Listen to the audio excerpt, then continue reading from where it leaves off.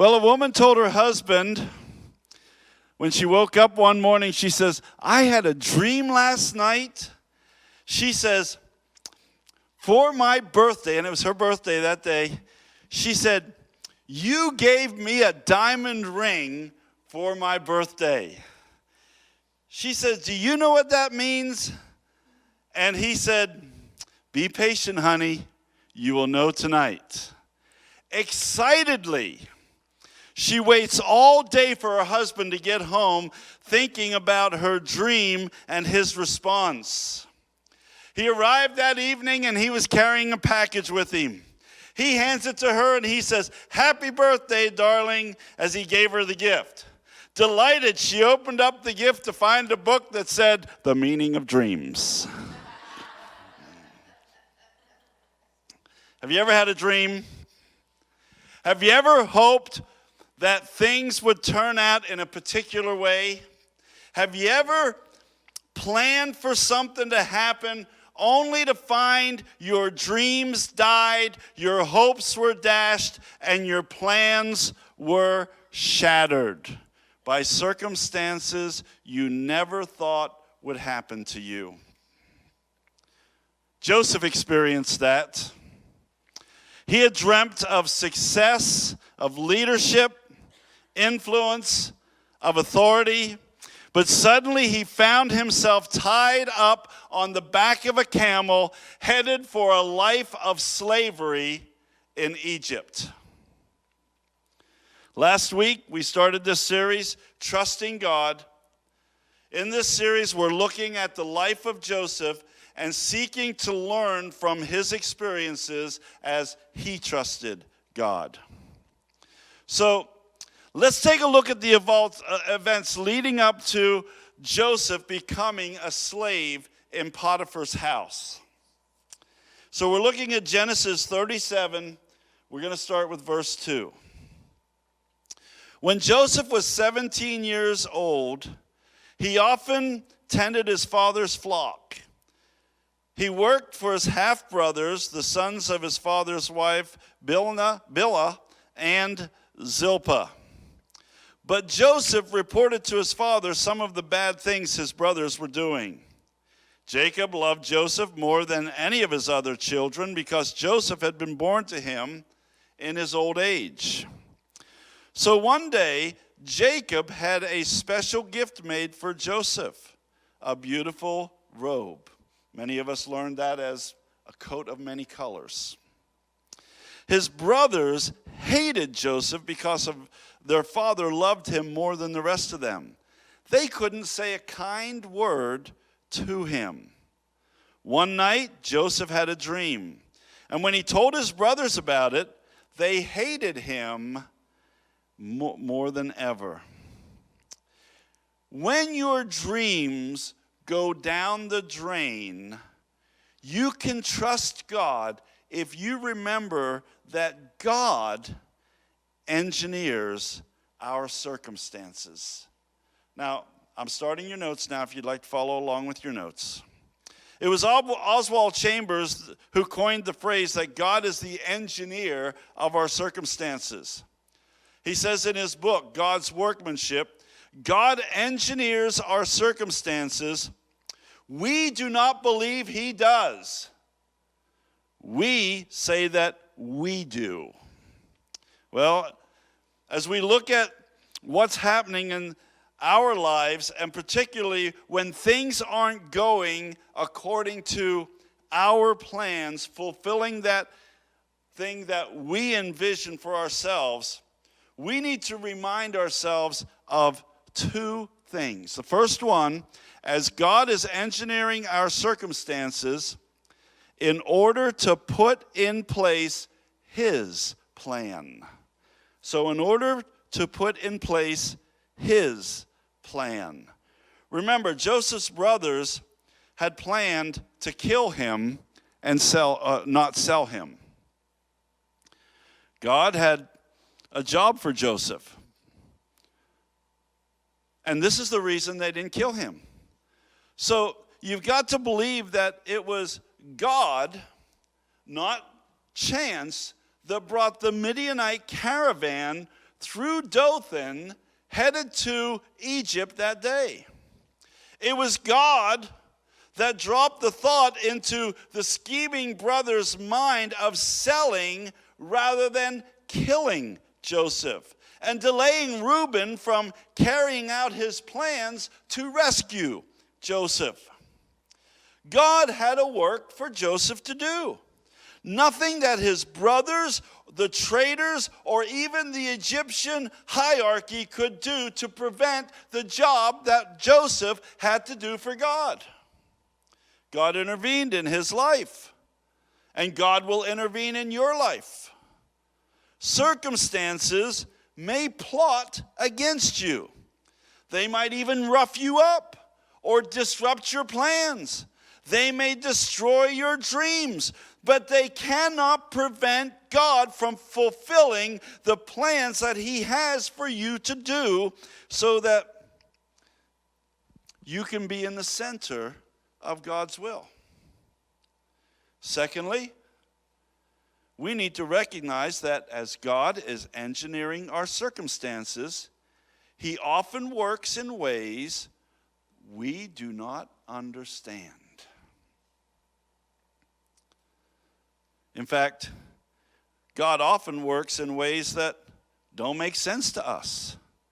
I mean, it almost seems like God is working against us rather than for us. And when this happens, we sometimes begin to question the goodness of God. God, what are you doing to me? What are you doing in my life? How many times do you think Joseph might have been able to say that? God, what in the world is going on here? Had somebody say recently, boy, things are going a whole lot better in my life since I'm not serving God. Yeah, the enemy wants us to think that. That's a victory for the enemy. You see, if God is in control, then surely he could have stopped Joseph's jealous brothers from committing him to a fate worse than death. For Joseph being sold into slavery was devastating. It was a crushing of his dreams for this young 17-year-old teenager. And I'm not saying to you that everything in life is going to go ho-hum and not go good. But there are circumstances that sometimes need to bring us to where we need to be. I shared our testimony about that. About how God took decisions that I made to build our character to equip us for the job that he wanted us to do. He'll do the same with all of us. Sometimes what God does doesn't make sense. But that's because we look at it from our perspective and not from his. Remember last week we read, "My thoughts are nothing like your thoughts. My ways are far beyond anything you could imagine." And look what 1 Corinthians says. 1 Corinthians says, "Now we see things imperfectly, like puzzling reflections in a mirror. But then we will see everything with perfect clarity. All that I know now is partial and incomplete. But then I will know everything completely, just as God knows me completely." Hey, don't get upset with God because you only see half the plan. No, continue to trust in him. Remember, even when you hold the pieces of broken dreams and you don't understand why, God is engineering the circumstances. Let's move on to the story of Joseph.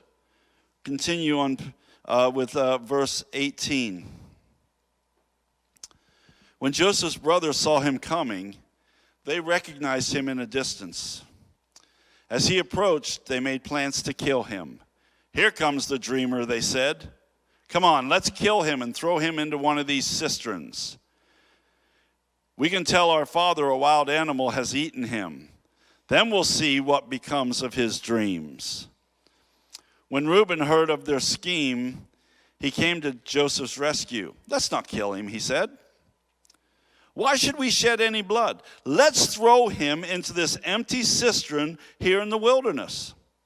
Then he'll die without our laying a hand on him." Reuben was secretly planning to rescue Joseph and return him to his father. So when Joseph arrived, his brothers ripped off the beautiful robe he was wearing. Then they grabbed him, threw him into the cistern. Now the cistern was empty, there was no water in it.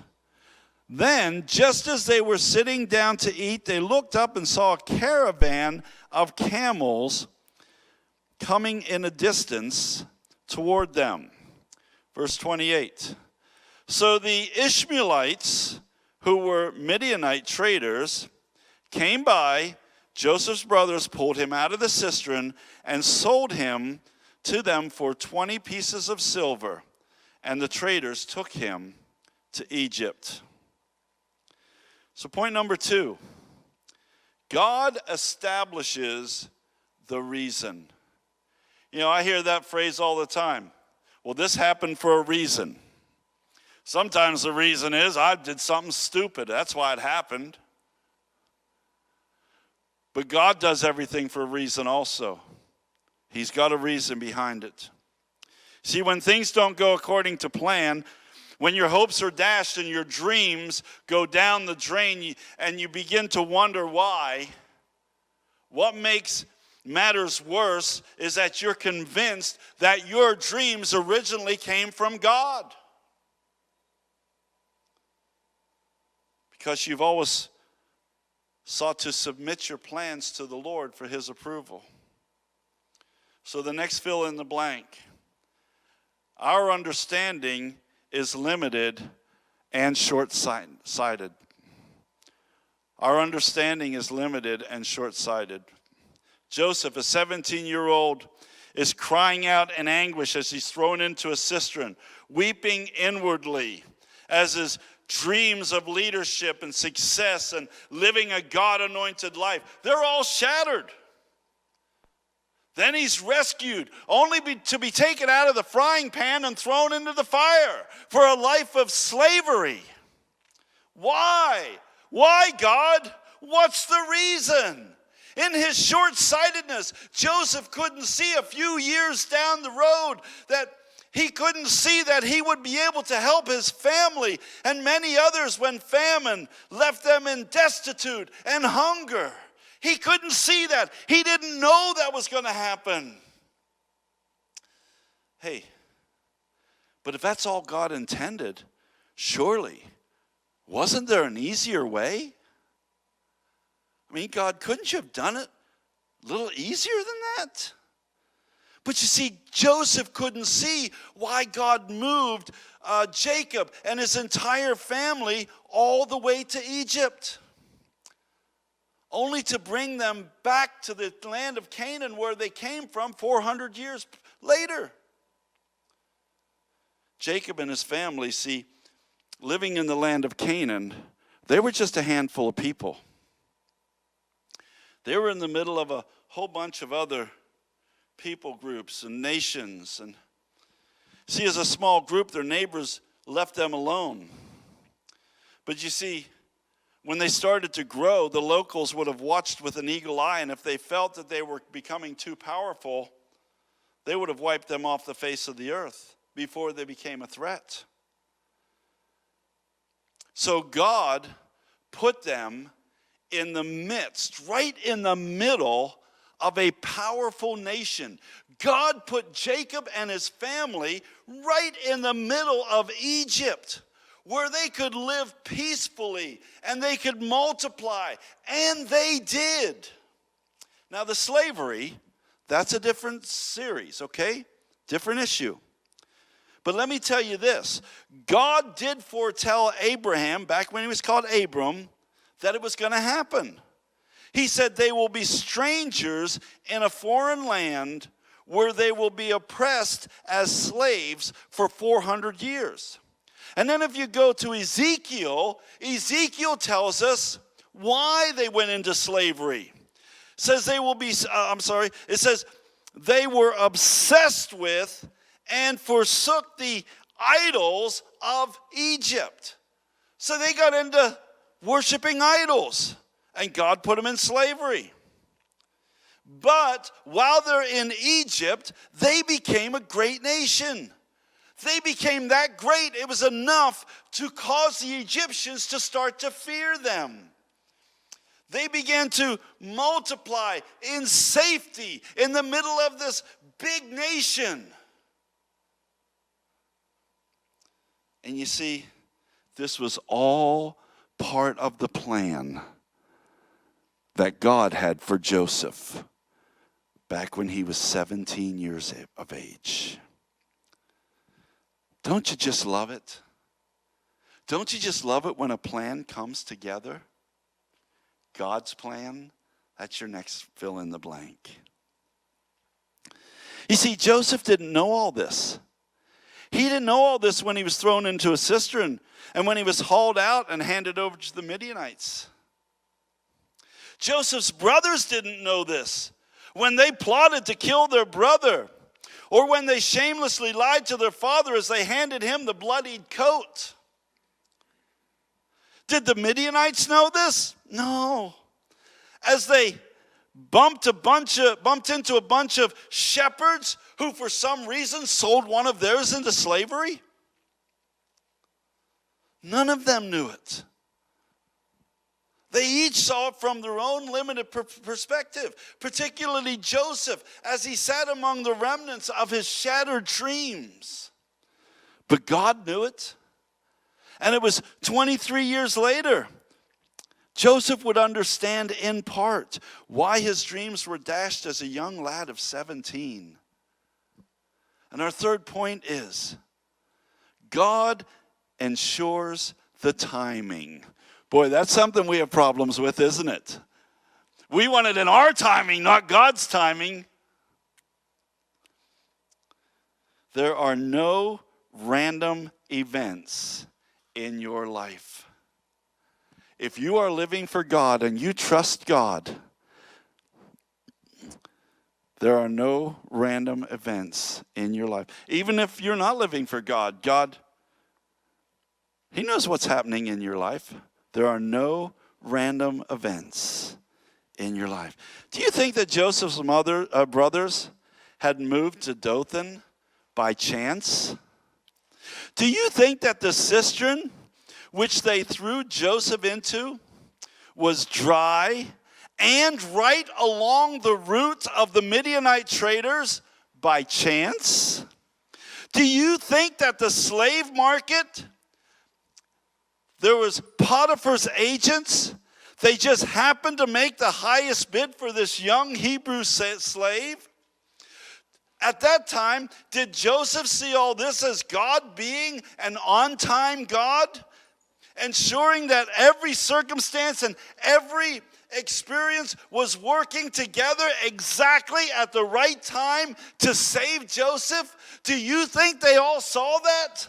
No, because we can only see in a limited vision. But God knew everything that was going on. Ask Joseph. Joseph would have said, I didn't see any of this. No way. Every one of these experiences were negative experiences. How many times have you gone through those negative experiences only to turn your back on God instead of trust Him?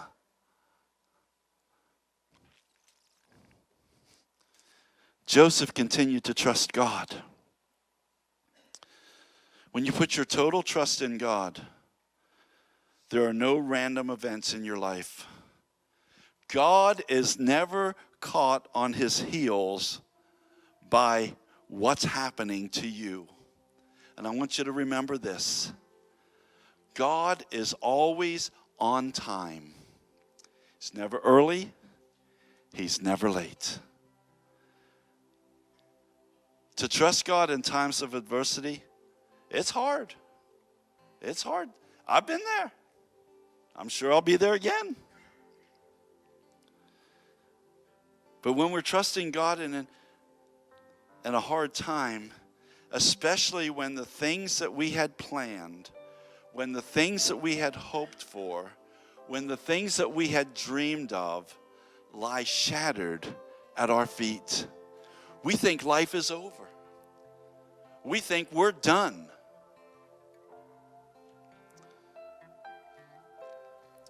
We have to trust God.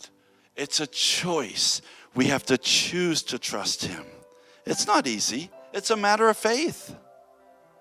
Only the Holy Spirit, who's the author of our faith, can help us to depend on the Lord despite what's going on around us. Many people who have gone through much worse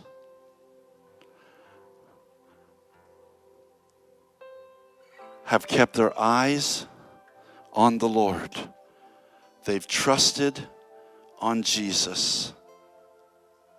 They've depended to choose to trust Him. And so can you.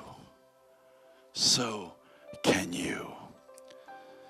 As you remind yourself, when your dreams go down the drain, God is engineering your circumstances. God is establishing the reason. God is ensuring the timing. Have your dreams gone down the drain? Have your hopes shattered into a million pieces? Have your plans been shipwrecked? Has everything in your life gone pear-shaped and you've been left wondering if there's a reason for all of this? Trust God. Trust God. Be encouraged, even if you don't see it now. He knows what He's doing. I told you last week, or maybe I didn't tell you. I know I shared it with somebody. During that whole time that I shared with you last week about our testimony, as we were starting out in ministry, every time we were worried about something, every time we felt that, man, what is going on here? Did I share with you about going to Jamaica for 21 days? I don't think I did. I was going to, and I left that out. Early in our ministry, Chris was 3 years old. We went to Jamaica. We didn't realize Chris was sick. As sick as he was. Cindy said he had a sore throat and he wasn't eating very well. And we got to Jamaica and we really didn't have any money. We used all the money we had to get there, and we ministered did 35 services in 18 days. And one night, Chris was crying so bad. He had lost weight at 3 years of age, and he wasn't eating. And that night, Cindy was praying. She was crying and praying for Chris, and I was crying and praying for her as she was praying for Chris. And God touched him because we had no other place to turn. See, they have social medicine in Jamaica, but not for Americans who have a lot of money. When we came back from Jamaica, we had like 4 or 6, I don't remember how many kids' crusades canceled. And this was before cell phones. My parents had no way of getting in touch with us. And we had a crusade the very week that we came back, and I talked to my mom because that's where our mail went, and she says, well, this church is canceled and this church is canceled. And I was, oh man, what are we going to do? We had no money. We had spent all the money we had to go minister in Jamaica. We had one kids' crusade. We had all our stuff in our van. And I said to my mom, I said, well, we'd go and buy a tent, but we don't have any money. She says, I'm going to put $300 in your account, and you can pay me back whenever you get it back. I said, okay. So we never had to go buy the tent. We were able to stay with that couple that we did the kids' crusade in Florida for an extra week. And then there was someone that they knew in North Carolina who we were able to do a kids crusade for them, and we stayed with them for an extra week. And then they knew somebody who was in Pennsylvania. That's where we were headed to, was back to Pennsylvania. And we were able to do a kids crusade for them, and then our schedule was back on track. And I mean, we're thinking, God, what is going on in all this? You see, we had to learn to trust in Him. That $300 that my mom put into our account, we never had to touch. I said to Mom, I said, you can take it out. You can take it out, because God had taken care of us. And He was the only one, from Chris being sick in Jamaica until those 6 weeks were over, we were able to trust in God. Did it look like everything was going south for us? Yeah, and we were headed north. We needed to go north. Trust God. I don't know why He engineered those circumstances, only to let us know that, see, as time went on and our transmission went out in our vehicle, and we lived from week to week. We didn't charge to do kids crusades. Whatever they gave us, that's what we lived on.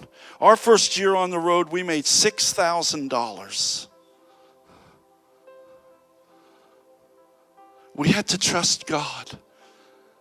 And I remember we were in Lewistown, and our car was fairly new, still under warranty. And I called the dealer, because that's where we bought it from. It was a van, a big Beauville van. And I said, our transmission is gone. I said, I got to home. When I got into Lewistown, I got home in first gear. It wouldn't get out of first gear. Here's what they said to me. We just happen to have a transmission that will fit your van coming in a truck tomorrow. No, not circumstance, friends. God had already ordered it for us. They said, and I told them, I said, it was my fault. I put a transmission cooler in, and my dad had given it to me. It was out in the yard, and it got filled up with bugs and grass and all kind of stuff, and it was blocked, and I blocked the transmission fluid from going into the transmission. He says, if you pay for the installation, we'll give you the transmission.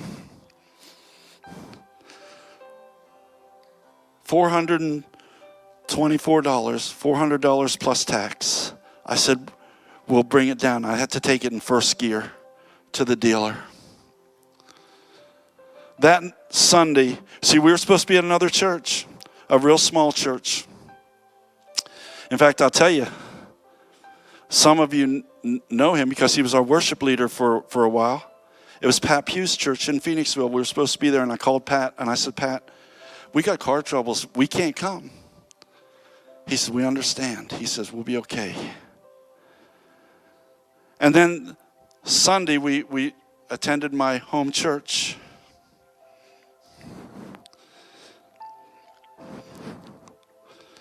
And then Sunday night, it's back when we had Sunday night services.